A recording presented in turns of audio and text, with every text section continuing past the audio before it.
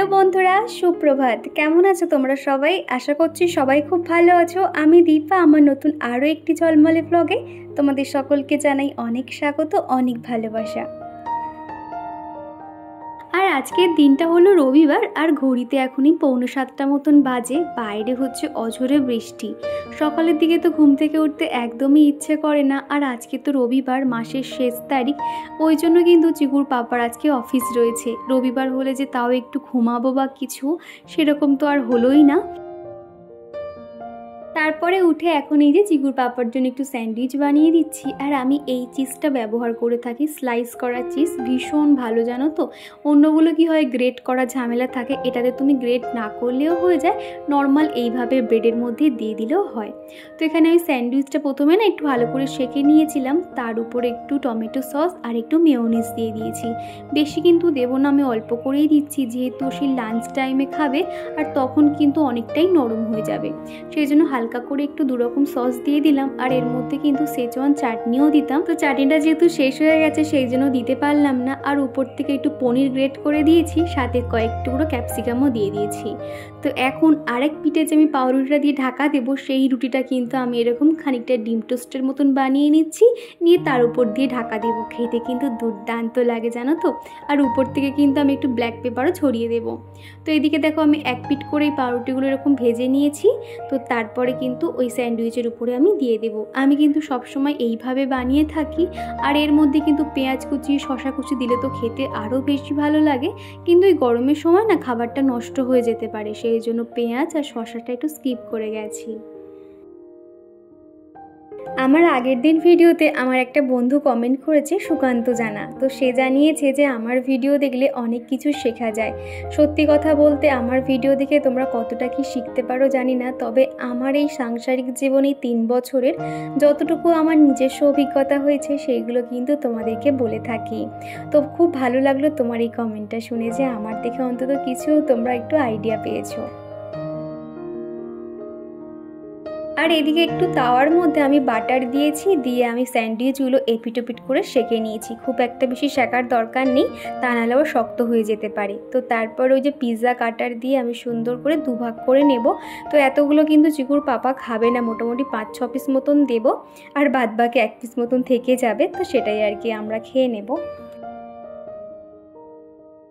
আর এরই মধ্যে কিন্তু আমাদের চিকুও ঘুম থেকে উঠে পড়েছে। তো চিকুর পাপাকে বললাম ওকে একটু ব্রাশ করিয়ে মুখটা ধুয়ে দাও, এদিকে আমি টিফিনটা বানানো হয়ে গেলে ওর খাবারটাও দিয়ে দেব। তো এখন এই যে ওর লাঞ্চ বক্সে প্যাক করে দিচ্ছি। আর আমার আর চিকুর জন্য আমি ওই যে 1 কাপ চা বেঁচে গেছিলো সকালে, তো সেই চাটা খেয়ে নেব। আর চিকুর জন্য একটা পাউরুটি আর দুধ দিয়ে দেব। খুব একটা বেশি পাউরুটি দিই না, এতে গ্যাস হয়ে যেতে পারে, আর চিকু তো পাউরুটি খেতে বেশ পছন্দ করে, সেই জন্য 1 পিস দিয়েছি। তো তারপর সকালে টিফিন খাওয়া শেষ করে এখন যে কয়েকটা থালা বাসন পড়েছিল সেগুলো এখন মেজে নিচ্ছি। সকাল থেকে এই শুরু হলো বাসন মাজা, এরপরে যে কতবার মাজতে হবে তার কোনো ঠিক ঠিকানা নেই। আর আজকে রবিবার বলে মনেই হচ্ছে না, চিকুর পাপা যেহেতু বাড়িতে নেই। আর তোমরা তো দেখোই রবিবার হলে না একটু ভালো মন্দ কিছু রান্না করতে ইচ্ছে করে। ভালো মন্দ বলতে একটু বিরিয়ানি, ফ্রাইড রাইস, জিরে রাইস, একটু মটন কষা, এই সমস্ত আর কি। তো আজকে যেহেতু ওর পাপা নেই, যাওয়ার সময় বলে গেছে যে একটু বিরিয়ানি করতে। সত্যি কথা বলতে আমি এক প্রকার রেগেই কিন্তু আজকের ওই সমস্ত কিছু খাবার বানাইনি। তোমরাই বলো তো, ও বাড়িতে নেই, আমি বিরিয়ানিটা এখন বানাবো, সেই রাতে এসে ঠান্ডা হয়ে যাবে, তখন কিনা খাবে। বানাতে ইচ্ছে করে, আমি তো এক প্রকার রাগ করেই আর কি করলাম না। প্লেন আজকে ভাত করব, আর একটু চিকেন কষা করে নেব, সাথে ডাল, শাক ভাজা তো করতেই হবে। আর সকালবেলা একটু বাজারে গেছিলো, বাজার থেকে ফেরার পথে এনেছে মাংস, আর এনেছে তোমার লোটে মাছ। লোটে মাছ কিন্তু আমার খুব প্রিয় জানো তো। কিন্তু দেখো আজকে আমি না আর এতগুলো রান্না করতে পারবো না। রবিবার হলেই তো ঘরে এক্সট্রা কাজকর্ম থাকে, সাথে আবার ওর পাপা নেই, মানে সমস্ত কিছু আমার হেঁটেকে আমি সামলাতে পারবো না বলে লোটে মাছটা আজকে রেখে দিচ্ছি। তো এদিকে চিকেনটা আমি সুন্দর করে ম্যারিনেট করে রেখে যাব, আর তারপরে কিন্তু স্নানটা করে নেব। স্নান করা থাকলে কি হয়, অতটা চিন্তা হয় না, ধীরে স্বস্তিতে আমি ঘরের কাজকর্মগুলো করতে পারবো। তো এর মধ্যে আমি স্নান করে চলেও এসেছি। আর ওদিকে এখন ডাল সিদ্ধ আর এদিকে শাক ভাজাটা বসিয়ে দিয়েছি। চিকুর জন্য তো শাক ভাজা বা শাক জাতীয় কোনো খাবার তো প্রতিদিনই রান্না করতে হয়। তো ভাবলাম আজকে যেহেতু কলমি শাকটা রয়েছে, কলমি শাকটা রান্না করে নিই। আর ওদিকে মুগ ডাল বসিয়ে দিয়েছি। আর এদিকে এখন মাংসর জন্য আমি খানিকটা খানিকটা পেঁয়াজ কুটে নিয়েছি আর সাথে নিয়েছি টমেটো। আর এখন এই যে আদা রসুনটাও পেস্ট করে নিচ্ছি। আর ওদিকে ডাল আর শাক ভাজা হতে হতে এদিকে মাংসের জন্য মশলাপাতিও আমার জোগাড় করা হয়ে যাবে।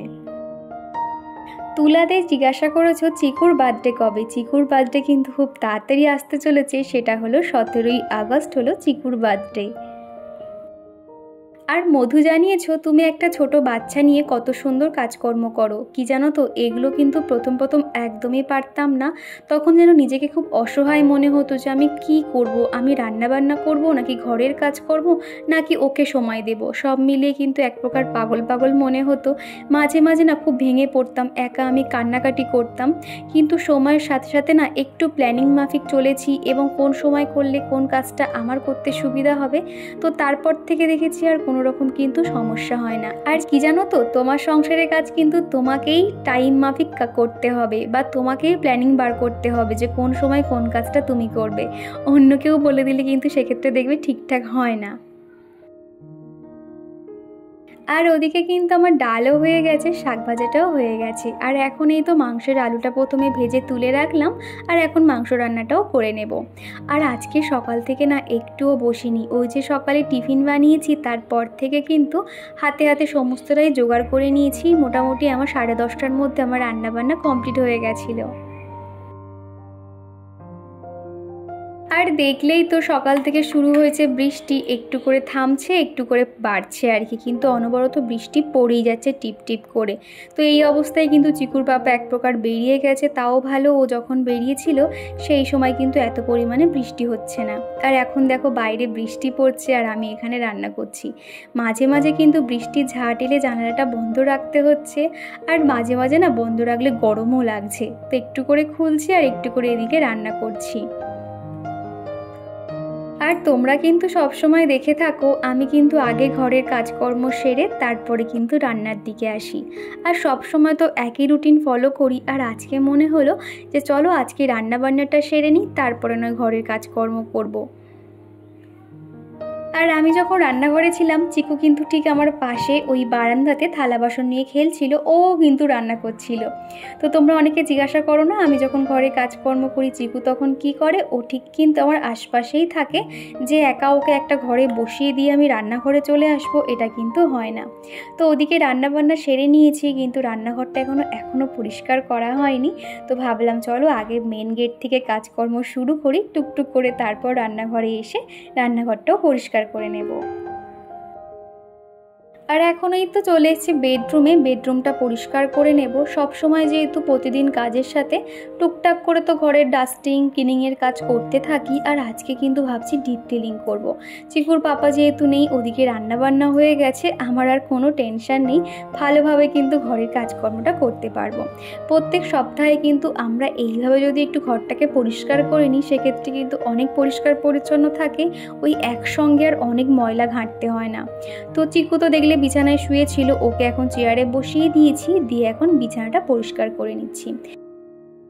আর এখন এই তো বালিশের কভারগুলো চেঞ্জ করে নিচ্ছি। তোমরা তো জানোই আমি কিন্তু বালিশের নিচে আরও একটা পুরাতন কভার দিয়ে রাখি, এতে কিন্তু মনে হয় বালিশটা যেন একটু ফুলে ফেঁপে থাকে আর দেখতেও ভালো লাগে। আর যখনই রোদ আসে আমি তো বালিশ পাশ বালিশ সমস্তটাই রোদে দিই। আর এই 3-4 দিন হলো বৃষ্টির জন্য তো রোদ একদমই নেই বললেই চলে, শুধু যেন মনে হচ্ছে বালিশগুলো স্যাঁতস্যাঁতে হয়ে রয়েছে, মাথায় দিলে যেন মনে হচ্ছে চিটে হয়ে রয়েছে। কি আর করব, হাত দিয়ে পিটিয়ে পিটিয়ে একটু যা ঠিকঠাক করলাম। আর এই ওয়েদারের জন্য 10-12 দিন হয়ে গেল বেডশিটটাও চেঞ্জ করতে পারছি না। তো আগে যেহেতু 1 সপ্তাহ পর পর আমি এরকম পরিষ্কার করতাম, আর ভাবলাম যে আজকে বৃষ্টি হচ্ছে থাক আজকে আর কাচবো না, কাল কাচবো না, এই করতে করতে এতদিন হয়ে গেছে। তো এখন এই যে বেডশিটটা চেঞ্জ করে নিয়েছি, তারপর সুন্দর করে আমার বিছানাটা গুছিয়ে নিচ্ছি। তোমরা অনেকেই বললো আমার বেডরুমটা তোমাদের খুব ভালো লাগে। লিজা দাস বলেছিলে তোমার ঘরটা দেখলে মন জুড়িয়ে যায়, কত সুন্দর তুমি গুছিয়ে পরিপাটি করে রাখো। সত্যি কথা বলতে আমার এই বেডরুমটা কিন্তু আমার অনেক প্রিয়, আমি যথাসাধ্য চেষ্টা করি আমার ঘরটাকে গুছিয়ে রাখার। আর এখানে যেহেতু আমি ভাড়া থাকি, চাইলেও না যে একটা সুন্দর কোনো ফটো ফ্রেম লাগাবো কিংবা এখানে ওখানে কিছু একটা হ্যাঙ্গিং করব সেটা তো করতে পারি না। যতটুকু যেখানে যে হ্যাঙ্গিংয়ের পয়েন্ট রয়েছে সেখানে আর কি টুকটাক এদিক ওদিক আমি রেখেছি। আর আর এই বেডসাইড টেবিলটা দেখছো, এখানেও কয়েকটা জিনিসপত্র রাখি। আর এটা যেহেতু একদম জানালার পাশেই, আর আমার তো রাস্তার পাশেই একদম জানালা, সমস্ত ধুলো কিন্তু এখানে চলে আসে। সেই জন্য প্রতিদিনই হালকা হাতে একটু করে পরিষ্কার করে নিতে হয়। আর আজকে যেহেতু আমি ঘরের প্রত্যেকটা জায়গা ক্লিন করছি, এই যে টেবিল ক্লথটা দেখছো সেটাও কিন্তু নামিয়ে ভালো করে ঝেড়ে নিয়েছি। তারপরে যেটা যেখানে থাকে গুছিয়ে রাখছি। মোটামুটি উপরের পোর্শনটা গোছানো হয়ে গেছে। এখন এই টেবিলের পায়াগুলো মুছে নিচ্ছি। আর এটা না আমি ফ্লিপকার্ট থেকে কিনেছিলাম, ভীষণ ভালো একটা জিনিস জানো তো। খুব হালকা ফুলকা তুমি এক হাতে টেনে আর কি ঘরের থেকে বার করা কিংবা ঘরে ঢোকানো প্রত্যেকটা কাজ কিন্তু সহজেই করা যায়। তো ভাবছি চিকু যখন বড় হয়ে যাবে এখানে ওর স্টাডি রুমটা করে দেবো এরকম একটা, আর এরকম একটা টেবিলও রেখে দেবো। আর আজকে মনে হচ্ছে সারাদিন বৃষ্টি হতেই থাকবে, টিপটিপ করে তো বৃষ্টি হচ্ছে। আর মাঝে মাঝে এমন হাওয়া হচ্ছে, বৃষ্টির ঝাঁটে জামা কাপড়গুলো পুরো ভিজে যাচ্ছে। তো ভাবলাম এর থেকে সেগুলো ভিতরে নিয়ে চলে আসি। আর এই যে জানালার উপরে যে রেলিংগুলো রয়েছে সেখানে প্রত্যেকটা না জামা কাপড় মেলে দিচ্ছি। সারাদিন তো ঘরে যেহেতু পাখা চলছে, আর জামা কাপড়গুলো কিন্তু ভালোভাবে শুকিয়েও যায়। সকালে ঘুম থেকে উঠে তো এত ভালো করে ঝাঁট দিতে পারি না, কিন্তু এই বেলার দিকে বসে বসে প্রত্যেকটা জায়গা সুন্দর করে ঝাঁট দিয়ে দিই। তো তারপরে ঘরটা মুছে নেব। আর তার আগে না কি করেছি, 1 বোতল বৃষ্টির জল ভরে নিয়েছি, নিয়ে এই গাছগুলোতে হালকাভাবে স্প্রে করে দিচ্ছি। যতই বাইরে বৃষ্টি হোক না কেন, গাছগুলোতে তো সেভাবে বৃষ্টির জল পাচ্ছে না না, সেই জন্য ভাবলাম এইভাবে স্প্রে করে দিই, তাহলে গাছগুলো কিন্তু ভালো গ্রো করতে পারে। তো তারপরে এখন চলে এসেছি ঘর বারান্দা প্রত্যেকটা জায়গা মুছে নেব। সকালবেলা কিন্তু চিকুর পাপ্পা ঠাকুর পুজো করে গেছে, আর তখন কিন্তু শুধুমাত্র ঠাকুর ঘরটা মুছে দিয়েছিলাম। আর এখন এই যে প্রত্যেকটা জায়গা আবারও কিন্তু আমি মুছে নেব। আর এখন এই তো মা ছেলেতে মিলে এখন ভাত খেতে বসেছি। আর চিকুকে কিন্তু আজকের থেকে শেখাচ্ছি একা একা কিভাবে ভাত খেতে হয়। সেই জন্য কিন্তু আসনের এরকম অবস্থা হয়ে রয়েছে। তো ভাবলাম যা করছে করুক, ওকে অন্তত শিখতে হবে। তো ওর হাতে আমি এরকম নাড়ু করে করে ভাতটা দিচ্ছি, আর ও কিন্তু খেয়ে নিচ্ছে। তো এই যে চিকু ওর পাপার সঙ্গে খানিকক্ষণ ঘুরতে বেরিয়েছিল, সেখান থেকে চকলেট এনে মানে খেয়ে আবার বায়না করছে যে আবার ওকে দিতে হবে। তো এই যে এখন খেলছে, আর আমারও কাজকর্ম সম্পূর্ণটাই হয়ে গেছে। তোর পাপা একটু আগেই বাড়ি এসছে। তো দেখি এবার তো ওই চপ কিনে যদি আনতে বলেছি, যদি চপ পাই তো ভালো, তা নাহলে একটু ওই শুধু মুড়ি মাখবো। চিকুকে দুপুরবেলা ভাত খাইয়ে ঘুম পাড়িয়ে দিয়েছিলাম। আর ওর পাপা এসেছিলো প্রায় 3:30-4টে নাগাদ। আর ওর পাপাকে দেখে সে উঠে পড়েছে। তো বললাম ওকে নিয়ে একটু ঘুরে এসো, তোকে নিয়ে আর কি বেরিয়েছিল। তোমার এই পেটের মধ্যে চকলেট চিপস আছে। আবার টেনে টেনে দেখছে কোথায় চকলেট। হ্যাঁ এই তো এখানে চকলেট আছে, এখানে চকলেট চিপস আইসক্রিম। হ্যাঁ আবার কি আছে জানো, ম্যাগি আছে। সব পেটের মধ্যে, এই যে সব পেটের মধ্যে ঢুকে গেছে। ঠিক আছে, আর কিন্তু বায়না করবে না, সবই তোমার কাছে আছে। ঠিক আছে, আর কিন্তু ফ্রিজ খোলার কথা বলবে না। শোনো, আগে শুনে নাও কি বলছি। আর কিন্তু ফ্রিজ খোলার কথা বলবে না, ঠিক আছে? কি গো, ঠিক আছে? একটু ওকে বলে দাও তো সবাইকে। ওকে আচ্ছা, এবার বলো তো মিমি। আর দেখলেই তো চিকুর সঙ্গে একটু মজা করছিলাম আর কি। তো কয়েকটা বন্ধুর নাম নেওয়া যাক। প্রথমেই কমেন্ট করেছে সোনিয়া খাতুন, মন্টি মুক্তিস blog, real blog Hira, Zinia Roy, Archana Bijli, Bithika Roy, Tithi simple lifestyle, Surabhi Mondal Ghosh, Sutapa, Mou lifestyle, আমাদের গল্প কথা, পূজা দাস রয়, অন্তরা মুখার্জি, বীণাকুট্টি দাস, মাধবী পাল, আজমিরা বেগম, লিজা দাস, সুপ্রিতা ঘোষ, সুকান্ত জানা, মধু, উর্মিকা সোয়াল্ট, তুলা দে। তো দিদিভাই বোনেরা তোমাদেরকে জানাই অসংখ্য ধন্যবাদ। আগামী দিনগুলো ঠিক এইভাবে আমার পাশে থেকে যেও। তো চিকুর বাবা ফেরার পথে এই জিনিসগুলো আর কি টুকটাক যেগুলো আনানোর ছিল আনিয়ে নিয়েছি। আর চলো বন্ধুরা, ভিডিওটা আর বেশি বড় করছি না, এখানেই শেষ করছি। আবার দেখা হচ্ছে নেক্সট ভিডিওতে। টাটা।